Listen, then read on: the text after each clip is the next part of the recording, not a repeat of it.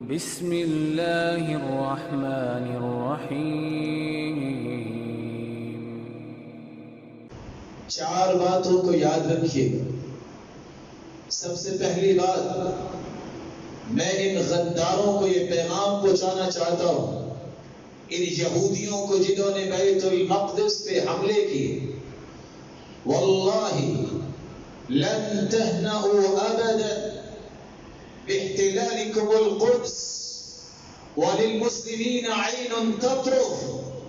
اللہ کی قسم، اگر تم بیت المقدس پہ حملے اور اس پہ قبضہ کرنے کے لیے تیار کر رہے ہو، اللہ کی قسم زندگی کے آخری سانس تک تمہیں سکون نہیں ملے گا جب تک مسلمانوں میں سے ایک بھی زندہ ہے۔ یہ میں نہیں کہہ رہا، کیونکہ اللہ کے رسول صلی اللہ علیہ وسلم نے فرمایا تھا، لا تزال طائفة من امتی ظاہرین علی الحق لا يضرهم من خذلهم ولا من خالفهم حتى يأتي امر اللہ۔ ایک جماعت حق پہ قائم رہے گی، کوئی مخالفت کرنے والا انہیں نقصان نہیں دے سکے گا، کوئی انہیں ذلیل کرنے والا انہیں ذلیل نہیں کر سکے گا، یہاں تک کہ قیامت آ جائے گی۔ صحابہ نے سوال کہ اللہ کے رسول یہ کہاں ہوں گے؟ آپ صلی اللہ علیہ وسلم نے فرمایا، ہم فی اکناف القدس، یہ بیت المقدس کے دائیں بائیں رہنے والے ہوں گے، قیامت تک اللہ ذوالجلال ان کی مدد کرے گا۔ کب؟ اس کا میں اصول بتاتا ہوں۔ اس لیے پہلا پیغام، کبھی بھی اللہ کی رحمت سے تمہیں سکون نہیں آئے گا، اور اللہ لنخرجنکم، ایک وقت آئے گا ہم تمہیں نکال کے چھوڑیں گے، عاجلا او آجلا، بہت جلد یا کچھ دیر بعد۔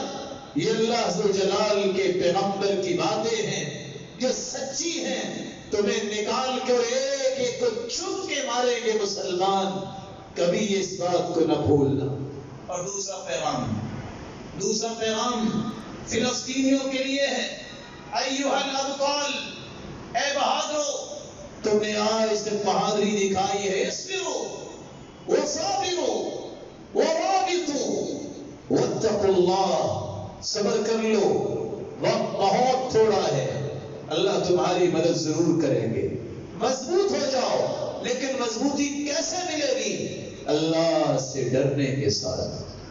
تیسرا پیغام وہاں کے قبائل کے لیے بھی ہے، اور یہ آپ کو بھی سمجھنا ہے کہ وہ لوگ جو منحرف جماعتوں کے ساتھ ملے ہوئے ہیں، واللہ ثم واللہ، اللہ کی مدد آئے گی جب تم اللہ کی راہ میں جہاد کرو گے، اللہ کی نصرت آئے گی جب تم بیت المقدس کے لیے لڑائی کرو گے۔ کسی جماعت کو بلند کرنے کے لیے جن کے اپنے مقاصد ہیں، کسی جماعت کے لیے لڑو گے جو کچھ اور چاہتے ہیں، اللہ کی مدد نہیں آئے گی۔ اکٹھے ہو جاؤ، آ جاؤ حق کی طرف۔ حق کیا ہے؟ بیت المقدس کو آزاد کروانے کے لیے، اللہ کی راہ میں جہاد کرنے کے لیے، پھر اللہ ذوالجلال تمہاری مدد کرے گا۔ چھوڑ دو ان چیزوں کو جو نام بڑے بڑے دنیا میں آ رہے ہیں، فلاں نے ایسے کیا، فلاں کے ساتھ مل کے کرا، نہیں، اللہ کی راہ میں جو جہاد کرتا ہے، اللہ کے وعدے ہیں، اللہ اسے کبھی ناکام نہیں کرتا۔ علیکم بالجہاد، جہاد کو لازم پکڑو۔ فإنہ باب من ابواب الجنہ، یہ جنت کا دروازہ ہے۔ یذھب اللہ بہ الہم والغم، اللہ غم بھی دور کریں گے، فکر بھی دور کریں گے اس جہاد کے ذریعے جس کا مقصد یہ ہوگا اعلاء کلمت اللہ سبحانہ وتعالی، اللہ کا دین بلند ہو جائے، اللہ کا کلمہ بلند ہو جائے۔ اور چوتھا پیغام امت اسلامیہ کے ان حکمرانوں کے نام ہے، آپ کو اللہ نے یہ قوت دی ہے، طاقت دی ہے، کوئی تو ہو جو سلطان ایوبی کی بات کو بھی یاد رکھے، نہیں سوؤں گا، میں نہیں آرام کروں گا جب تک اس کو آزاد نہیں کرواؤں گا۔ کچھ نہیں کر سکتے، تم یہ تو کر سکتے ہو کہ اپنے سفیروں کو بلا سکتے ہو، ان کے سفیروں کو نکال سکتے ہو، آج تمہارے ہاتھ میں کرسی ہے، کل کو یہ کسی اور کے ہاتھ میں ہوگی. کاش اس کرسی کا کچھ وزن سوچ لو، اس کے ذریعے کو اسلام کو اور اسلام کی عظمت اور غیرت کو زندہ کر لو. رسول اللہ صلی اللہ علیہ وسلم نے کیا فرمایا؟ ابراہیم علیہ السلام جب ان کو آگ میں پھینکا گیا، ایک کردار وہ تھا جس کو آج شپکلی کہا جاتا ہے، پھونکے مار رہا تھا کہ آگ بڑھے. اس کی پھونکوں سے آگ بڑھ تو نہیں جانی تھی، لیکن کردار بن گیا کہ شپکلی کے اگر ایک ضرب سے مارو گے 2 نفلوں کا ثواب ملے گا. ایک وہ چڑیا تھی، یہ بھی کردار ہے، وہ بھی چونچ کے پانی لے کے آئی، اس کی چونچ کے پانی سے آگ ختم تو نہیں ہو جانی تھی، لیکن کردار تھا جو میری صلاحیت ہے میں اس کو استعمال کروں. مسلمانوں کی ذمہ داری کیا ہے؟ مسلمانوں کی سب سے پہلی ذمہ داری جو عام مسلمان ہیں، فلسطینی مسلمانوں کی تکلیف کو اپنی تکلیف سمجھو. انما المؤمنون اخوہ، مسلمان کا بھائی ہوتا ہے. مثل المؤمنین فی توادہم وتراحمہم وتعاطفہم كمثل الجسد الواحد إذا اشتكى منه عضو تداعى له سائر الجسد بالسهر والحمى. مسلمانوں کی باہمی محبت، باہمی الفت اور باہمی عاطفیت کی مثال یہ ہے جیسے ایک جسم ہو، جسم کے ایک حصے میں تکلیف ہو تو باقی حصہ آرام نہیں کرتا، پورے کا پورا جسم بخار میں مبتلا ہوتا ہے. اگر آپ کے دل میں درد نہیں اور مسلمانوں کا، تو سمجھ لیجئے ایمان کی وہ کیفیت بھی نہیں جو ایمان کی کیفیت ہونی چاہیے. ان کی مدد کیجئے. کیسے مدد ہو سکتی ہے؟ سب سے پہلی مدد، انما ينصر الله هذه الامه بضعيفها بدعوتهم وصلاتهم واخلاصهم. اس امت کی مدد اللہ کی طرف سے اترے گی اس وقت جب امت کے لوگ 3 کام کر لیں گے. ان کی نیتیں خالص ہو جائیں گی، نماز کے پابند بن جائیں گے اور دعائیں کریں گے. صدق کے دل سے دعا کیجئے، اللہ ذوالجلال ان کی نصرت فرمائے اور مسلمانوں کی بزدلی دور فرمائے. دوسرا طریقہ، رسول اللہ صلی اللہ علیہ وسلم نے فرمایا المسلم اخو المسلم، مسلمان کا بھائی ہے. لا یظلمہ، نہ اس پہ ظلم کرتا ہے، ولا یسلمہ، نہ اسے دشمن کے حوالے کرتا ہے. ومن كان في حاجة أخيه كان الله في حاجته، جو کسی مسلمان کی تکلیف میں کام آتا ہے اللہ اس کی تکلیفوں کو دور فرما دیتے ہیں. ومن فرج عن مسلم كربا فرج الله عنه كربة من كربات يوم القيامة، جو دنیا میں کسی کی تکلیف کو دور کرتا ہے اللہ قیامت کے دن اس کی تکلیفوں کو دور فرمائیں گے. ومن ستر مسلما سترہ اللہ یوم القیامہ، جو دنیا میں کسی ذاتی گناہ پہ پردہ ڈالتا ہے اللہ قیامت کے دن اس سے پردہ ڈالیں گے. ہو سکتا ہے آپ کے پاس بھی کچھ لوگ ہوں جو کہتے ہوں فلسطینی تو گالیاں دیتے ہیں، ہم ان کی مدد کیسے کریں؟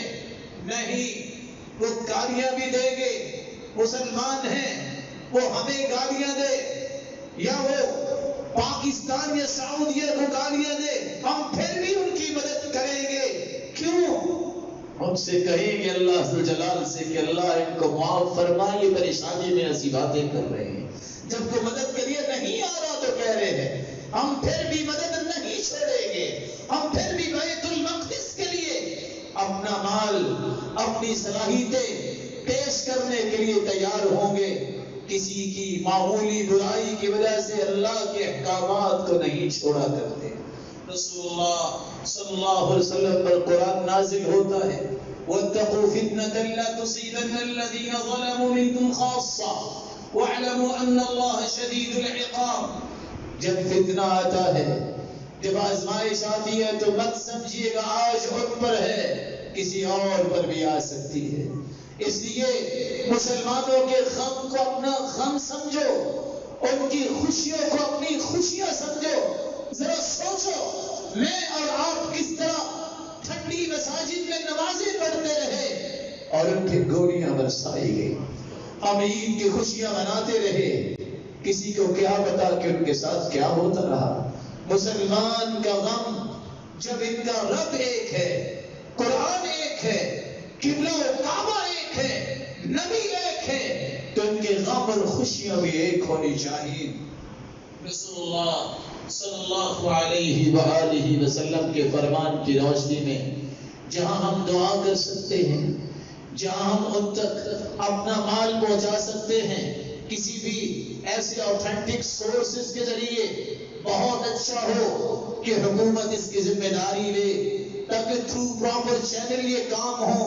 اور تیسرا کام جو میں اور آپ ہر ایک کر سکتا ہے، اور وہ کیا کام ہے؟ اس کی اشیاء کا بائیکاٹ کرو. سوچتے ہوں گے آپ اس سے کیا ہوگا، اس سے پتا کیا ہوگا؟ جس طرح آپ کو بیت المقدس اور بیت اللہ پہ حملے سے کبھی نیند نہیں آئے گی، اس طرح جب ان کے پروفٹ پہ ہٹ آتی ہے ان کو نیند نہیں آتی. ان کا رب مال ہے، ان کا رب پیسہ ہے، ان کے نقصان کو وہ کبھی برداشت نہیں کریں گے. اس لیے مسلمانوں کو اس بات پہ بھی توجہ دینی چاہیے، کچھ نہیں ہوگا اگر ان کی اشیاء کا بائیکاٹ کریں گے. یہ آپ کا وہ حصہ ہے جو چڑیا چونچ میں پانی لے کے آئی تھی آگ بجھانے کے لیے. اللہ عز و جلال سے دعا ہے اللہ مسلمانوں کی بزدلی دور فرمائے. الہ العالمین امت اسلامیہ کی مدد فرما. مولا کریم مسجد اقصی کو آزاد فرما. مولا کریم ان مظلوموں کی مدد فرما جو فلسطین میں ہے یا کشمیر میں ہے یا کسی اور جگہ ہے. الہ العالمین جو ظلم کی چکی میں پس رہے ہیں، تیرے سوا کوئی مددگار نہیں. الہ العالمین ان کی مدد فرما. مولا کریم ہمیں سچے دل سے دعائیں کرنے، صلاحیتیں استعمال کرنے، مال پیش کرنے اور یہودیوں کو سبق سکھانے کی ہمت اور توفیق عطا فرما. اور تیری شعائر کی حفاظت، اے اللہ ہو، بیت اللہ ہو، مسجد اقصی ہو، مسجد نبوی ہو، مسجد قباء ہو، بیت اللہ کی بیٹیاں یہ مساجد اور مراکز ہوں، ان کی حفاظت کی توفیق عطا فرما.